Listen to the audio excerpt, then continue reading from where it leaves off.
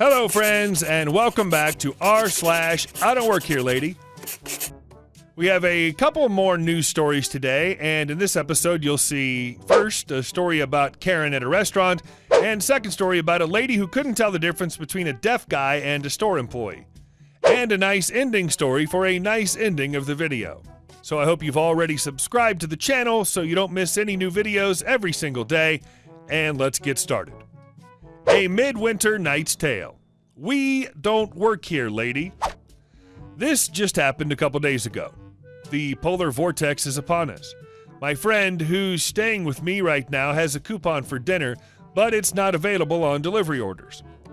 After some discussion, we decide to drive to the nearest restaurant to pick up an order to bring home.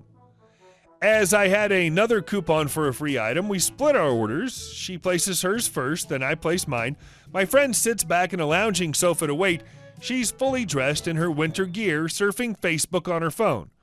I take the opportunity to use our estimated 15-minute wait to use the restroom. There's a set of doors between the takeout counter and the dining room. The restrooms are just inside these doors. During my absence, impatient B-word, IB, enters the outer room and stands in front of my friend. Friend looks up at IB. IB sighs and gestures to the counter saying, "Are you going to take my order or what?" Friend replies, "I don't work here." She's confused how her appearance indicates that she would work there. So this is when I re-enter the scene. I've exited the restroom and am about to walk out the dining room doors while zipping up my winter coat. I see IB stomping towards me purposefully, so I step aside to let her through the doors. She stops right in the doorway and barks at me, "I want to order."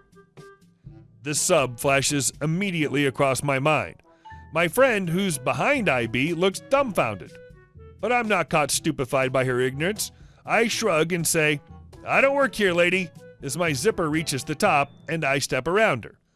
IB looks like she's about to have an aneurysm. In what amounts to perfect timing, the lady who does work there appears with our bags of food. Friend and I approach the counter. IB jumps in front and starts barking out her order. The employee, bless her, gives no Fs. She didn't even care about the minimum order amount for the coupons. She's not there to take crap or give a crap. It's freezing outside and she's stuck at work. She stares down IB while reaching under the counter. As slowly as humanly possible, she counts out equal amounts of ketchup packets, plastic cutlery, napkins, and those little packets of whipped butter into each of our bags, then slowly ties the bag shut, her eyes never leaving IB, who at this point is flustered and has shut up, but is just glaring at my friend and me. Employee hands us our food. Friend and I are stifling laughter at this point and winks at me. We give her a big old thumbs up, and we leave. The soup and chicken dinner were delicious, as they say. If you want to see the measure of a person, don't look at how they treat their equals, but how they treat the people they deem beneath them. And our next story.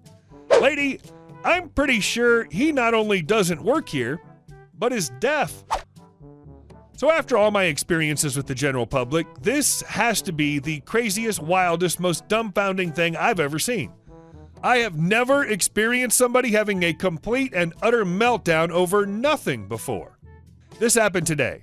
I had to pick up some kitty litter and garbage bags on my way home from work, so I stopped at Kroger to get said items. Naturally, I got really distracted and started wandering the frozen aisle as I was struck with a need to get ice cream. I noticed a young man in the aisle with me, mainly because he was fairly attractive. He was a Hispanic guy, tall, wearing a soccer jersey and sweatpants that had been cut into shorts and flip-flops. Like I said, I only noticed him because he was cute, but he also seemed very young to me, maybe late teens, early 20s, and I just turned 30.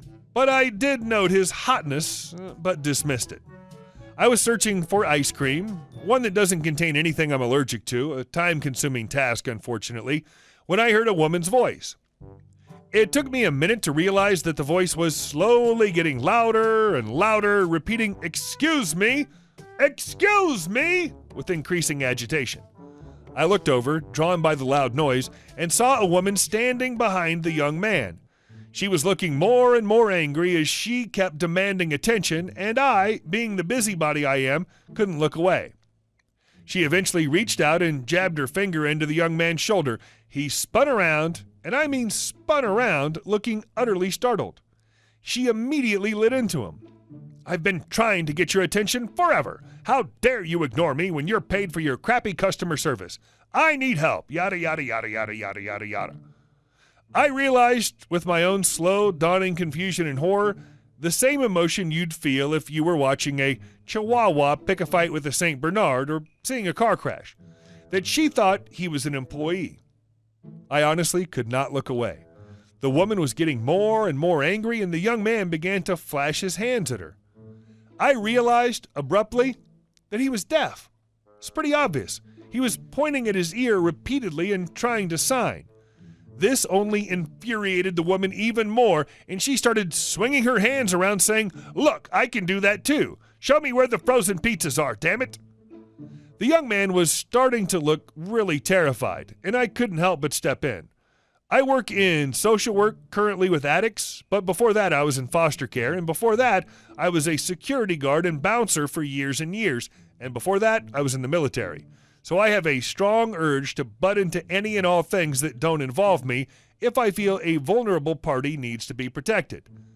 I briskly walked up and gently pulled the kid away. I explained curtly but politely to the woman that he clearly did not work there and was most likely deaf. So could she please calm down? She was causing a scene. She accused the young man of lying to get out of doing his job, that he was faking being deaf, and how the hell did I know if he was deaf? Well, I pointed out that he was fairly clearly signing and still was doing so behind me. She challenged me. "If he's deaf, tell me what he's saying." I just stared at her. I don't speak ASL. I explained this and point out that it was pretty effing clear that he can't hear and she could just go F off somewhere. The brash language triggered her or something, and she attempted to grab me. Besides being a former bouncer, I have PTSD, and if I could walk around with a sign attached to me with big lettering that said "Do not touch," I would. My first instinct was to slap my hand out, unbalancing her and sending her careening into the nearby glass case. Now, I'm 5'7" and about 160 pounds. In my office clothing, so I don't look intimidating, but I can be if I want. I squared my shoulders and tried to make myself as big as physically possible. The lady proceeded to lose her absolute crap. She started crying, leaning against the glass like I'd broken her spine or something, sliding down as she kicked her feet against the tile and screaming and wailing at the top of her lungs. I swear to God, every Kroger employee in that store probably converged on our location in seconds. I quickly explained what was going on, first to an employee and then to a manager who appeared just as quickly. The manager took one look at me, then the poor kid who just looked like he wanted to die of embarrassment and terror, and then the woman who was still screaming about how I'd broken her body. Call the police. The manager swung about and started rapid-fire signing to the young man who looked so relieved that he was about to cry. She then turned to the woman and told her in the coldest, most frosty voice I've ever heard in my life that the cops would be called, but it wouldn't be me nor the young deaf man facing their wrath. The woman just stared at her blankly, going completely pale, then got up and sprinted from the store. Police were called, complaint was filed, but as she'd left, there wasn't a whole lot we could do. The nice young man emphatically, if a little shakily, signed "Thank you," the only sign I really know, and we parted ways, each with a $100 store voucher thing. I drove home and promptly cracked open a bottle of wine because honestly, what the actual F? Still in shock, the only thing I can think is the lady must have some mental issues, but I mainly feel so bad for the kid, being in such a hostile situation with no way to communicate. Poor guy. Karen, help! I've assaulted 2 people in as many minutes. Call the police on them. And our next story. It finally happened to me, with a happy ending. I work in traffic management, so my uniform is navy pants and orange shirt covered in high-vis stripes, stock standard tradie wear. This particular day, last Friday, I decided to stop by the hardware store on my way home to pick up some bits and pieces for a wood project. In this hardware store, which may or may not rhyme with Wunnings Bear House, all the staff wear black pants, red t-shirts, and a green apron with the company name emblazoned in huge letters across the chest. This is in stark contrast to my fluoro orange work gear, but not out of place, as many other tradies are wandering around doing their own shopping. Enter DIY Grandpa. He had to be at least 80 years old, but still plenty active by the looks of it. Judging by the contents of his trolley, he was building himself a garden shed from scratch. No pre-assembled kit. I found him at the tool shop, peering hopelessly between a rack of drill bits, a small rivet in his hand. Gee, you don't work here, do you? I can't see these bloody things like I used to. I think he already knew the answer before he asked, but it was worth a shot, I guess. Me. Unfortunately not, but I might be able to help. What's up? Gee, thanks, mate. I'm just looking for the right size bit to fit this. He held the rivet up to me, and it can only be described as my single greatest display of masculinity yet. I reached out, plucked a bit from the shelf that was the perfect size, 3.5 millimeters if anyone cares, and held it up to the light, gave a few more knowledgeable hmms before returning it to his hand. He thanked me, I grabbed the drill bit I needed, and we both headed off in the general direction of the registers. As it happened, DIY Grandpa's car was parked just opposite mine, so I helped him load up the heavy stuff, namely 10 or so bags of concrete from the bottom of his trolley. Somehow, during this, without me noticing, he disappeared back off to the front of the store with the fundraiser barbecue and returned with a couple of sausages and bread for us. He thanked me again for the assistance, left me with lunch, and continued off into the afternoon. He gifted you a bunning snags? What a effing gentleman. The finest gift a man can pass on. And guys, thank you so much for watching this video all the way to the end. I'll see you in the next one.